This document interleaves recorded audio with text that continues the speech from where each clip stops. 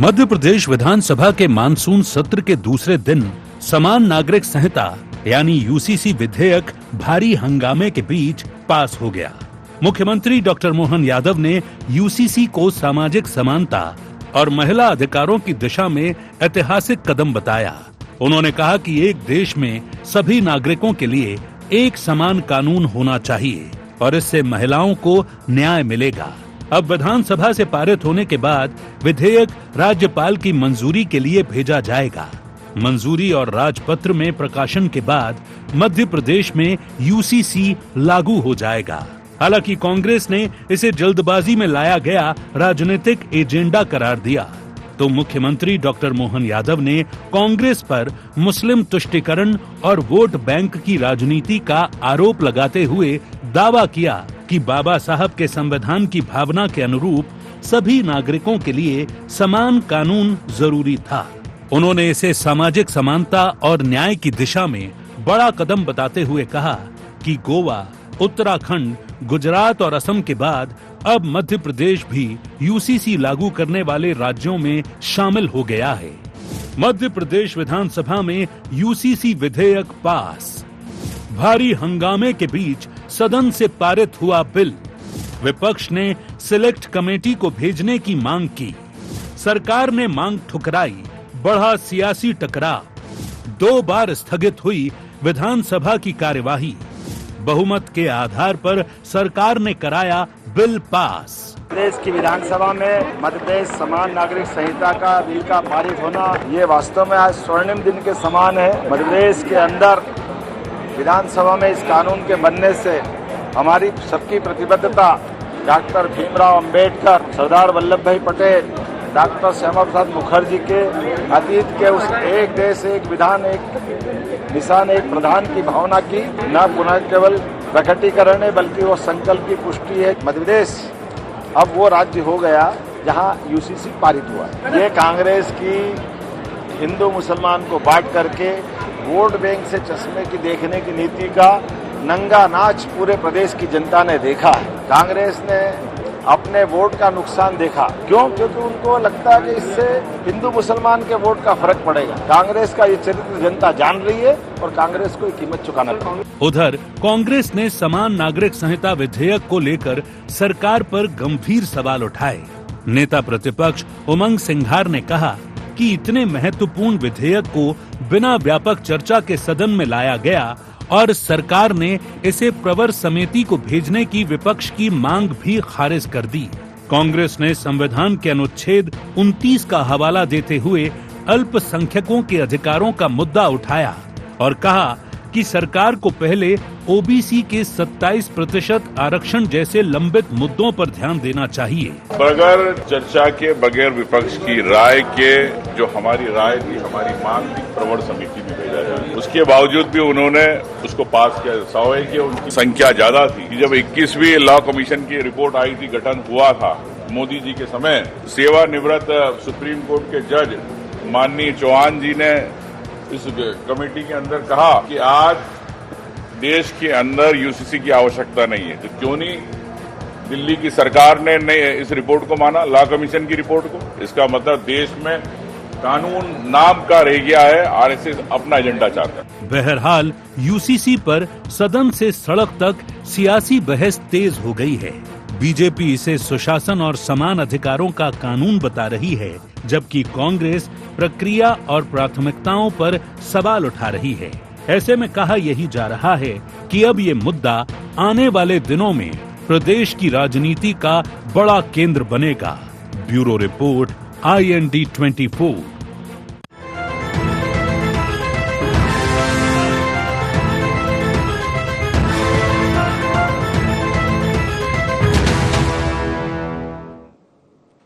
नमस्कार, IND agenda UCC समानता का संकल्प में आप सभी का स्वागत है। मैं हूं आपके साथ दिव्यांशु जोशी। तो चर्चा को देंगे विस्तार, लेकिन उससे पहले नजर डालते हैं क्या है आज के एजेंडा पॉइंट्स। MP विधानसभा में यूसीसी पास होने के क्या है मायने? यूसीसी से कितना बदलेगा MP का सियासी समीकरण? बीजेपी के एक देश एक कानून के दावे में कितना दम? कांग्रेस क्यों बता रही है इसे राजनीतिक एजेंडा?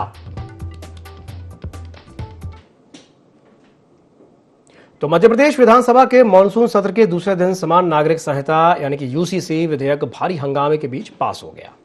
मुख्यमंत्री डॉक्टर मोहन यादव ने यूसीसी को सामाजिक समानता और महिला अधिकारों की दिशा में एक ऐतिहासिक कदम बताया है। उन्होंने कहा है कि एक देश में सभी नागरिकों के लिए एक समान कानून होना चाहिए और इससे महिलाओं को न्याय मिलेगा। अब विधानसभा से पारित होने के बाद विधेयक राज्यपाल की मंजूरी के लिए भेज दिया जाएगा और मंजूरी और राजपत्र में प्रकाशन के बाद मध्य प्रदेश में यूसीसी लागू हो जाएगा।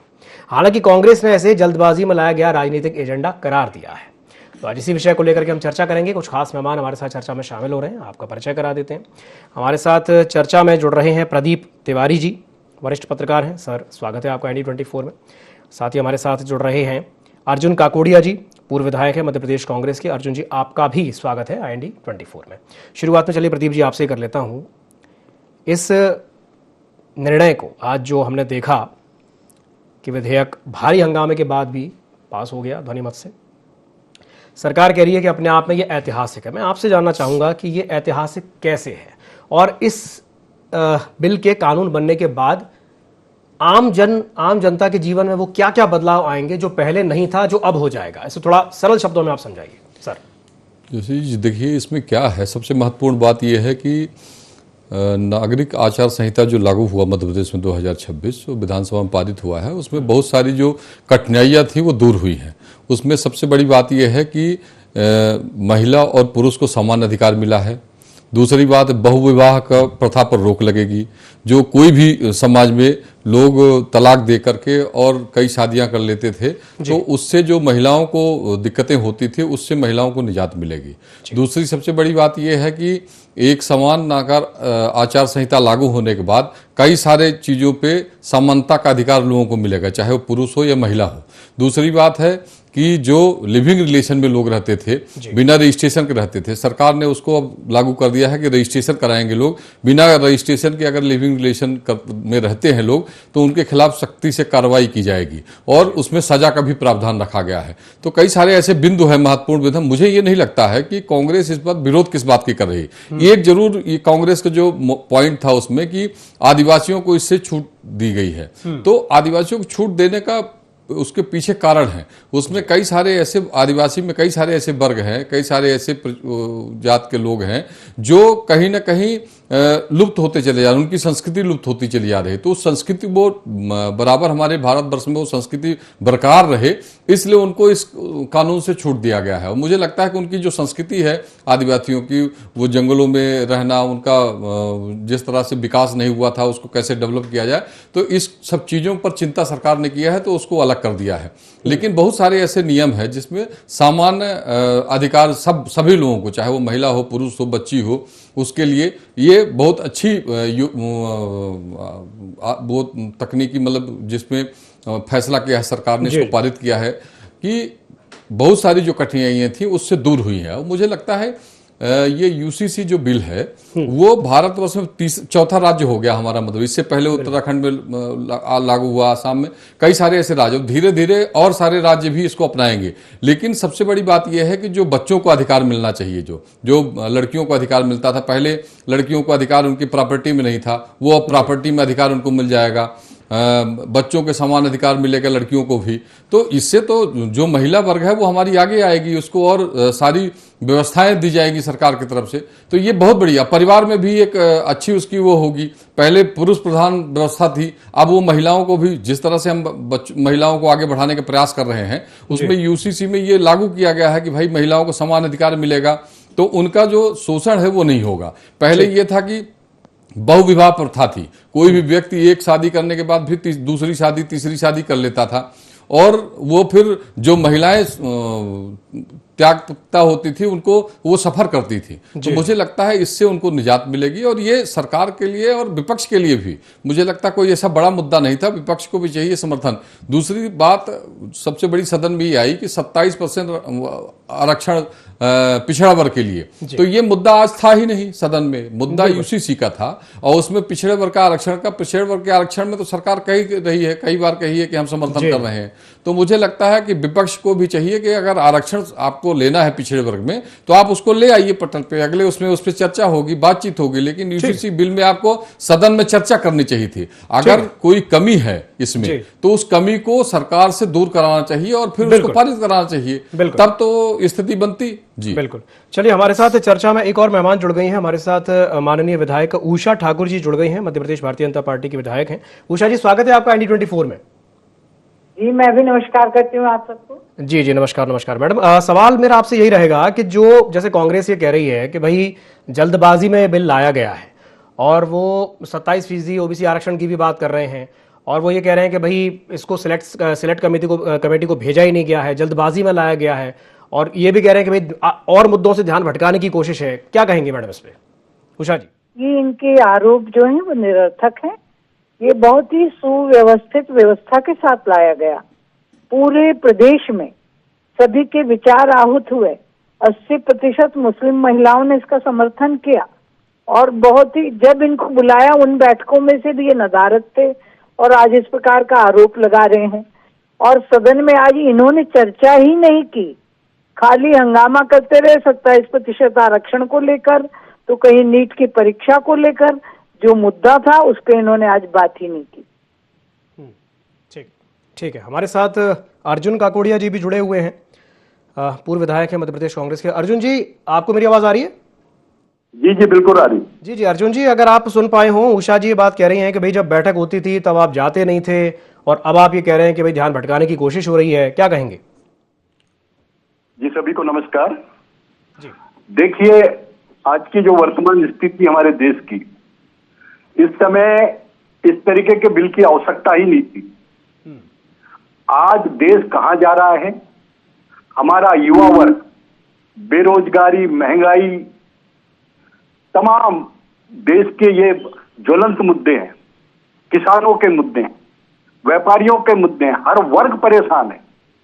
जिससे हमारा देश का विकास हो, बात ऐसी हो, देश सुरक्षित हो, देश का सब वर्ग को मान सम्मान इज्जत मिले, उस तरीके की ये इस बिल की आवश्यकता नहीं थी। हमारे संविधान में तमाम सभी लोगों का सम्मान है, सभी वर्गों का सम्मान है। इस देश में अनेकता में एकता है, ये संविधान कह रहा है। फिर ये इस बात की, इसकी जरूरत क्या थी? ये तो देश को गुमराह करना, देश की जो मूलभूत जरूरतें हैं उनसे लोगों का दिमाग अलग करना, ये इस तरीके की बातें हुई। जहां पे इतना बढ़िया संविधान, ये पूरा एक गुलिस्ता है हमारा ये देश, जहां पे तमाम विचारधारा के लोग, तमाम धर्म के लोग, तमाम सब लोगों ने जो भी उनके समाज में जो भी कुछ बुराइयां थी उसको धीरे धीरे खत्म करके उन लोगों ने सब खत्म कर दिया। तो ये इसकी आवश्यकता थी। इसमें बहुत सारी अभी दिक्कतें आएंगी। ये कहते हैं एक देश एक चुनाव, एक इलेक्शन की बात कर रहे हैं, तो फिर इसमें क्या होगा? एक देश, एक पूरा जात खत्म हो जाएंगी, एक ही जात रहेगी। ये ब्राह्मण और बनिया, ये तमाम जो जिस तरीके का जो समाज बटा हुआ, ये खत्म हो जाएगा क्या? इनसे पूछो जरा। ये समाज एक ही धर्म रहेगा, सब धर्म खत्म हो जाएंगे, वो धर्म का नाम क्या होगा? एक तरीके की शिक्षा दो ना, एक तरीके का स्वास्थ्य सब लोगों को उपलब्ध हो। गरीब का बच्चा अलग पड़ेगा, अमीर का बच्चा अलग पड़ेगा, यहाँ पे उपचार की व्यवस्था नहीं है। ये क्या हो रहा है? ये किस तरीके का? तो ये जो बिल है इनका, ये राजनीतिक एजेंडा है इन लोगों का, और ये देश को बर्बाद करने की दिशा में लेके जा रहे हैं। वैसे ही काफी हद तक इन लोगों ने इस तरीके से पूरे देश में जहर बो दिया है धर्म का, जिससे हम लोग पूरा आपस में बेमनिस्ता, घृणा, नफरत इतनी बढ़ गई है।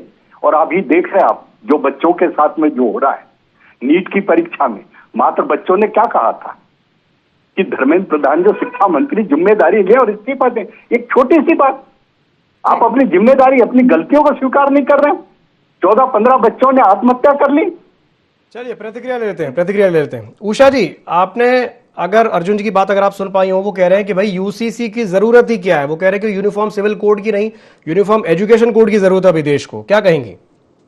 ये तो देखिए, इनकी बात एकदम बेबुनियाद है जी। ये जो समान नागरिक संहिता है, ये आजादी के वक्त ही लागू होनी चाहिए थी।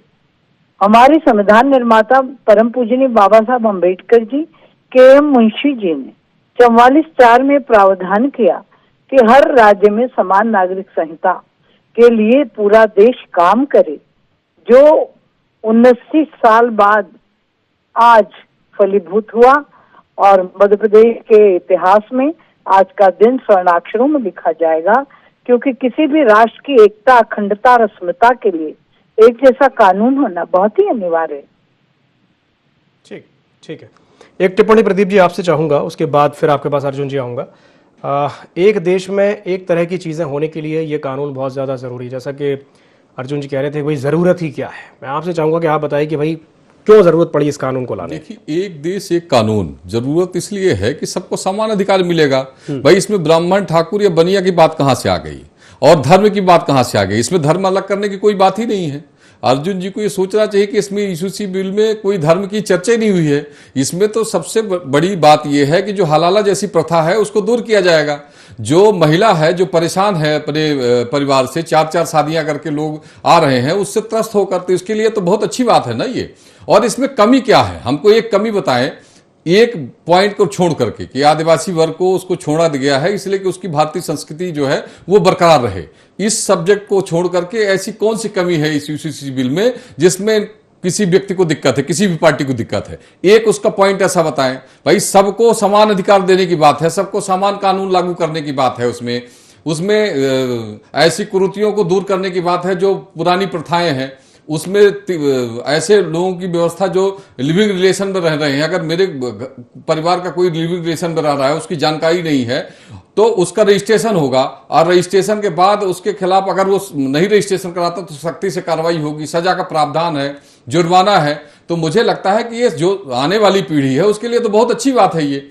इसमें अगर कोई कमी है वो बताएं, वो उस पर चर्चा करनी चाहिए थी। अगर आज जो यूसीसी बिल पास हुआ था तो उसमें विपक्ष को चर्चा करनी चाहिए थी कि इन मुद्दों पे ये कमी है और इसको वापस भेजा जाए।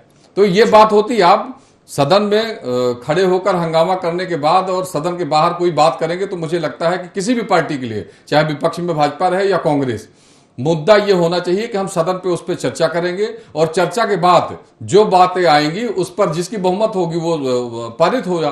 तो इसमें ऐसी कोई, हमको ऐसी कोई नीति नहीं लग रही है, ऐसी कोई गड़बड़ी नहीं लग रही है यूसीसी बिल में जिससे ऐसी कोई कमी नहीं है जिससे किसी को मुद्दा ये बनाया जा सके।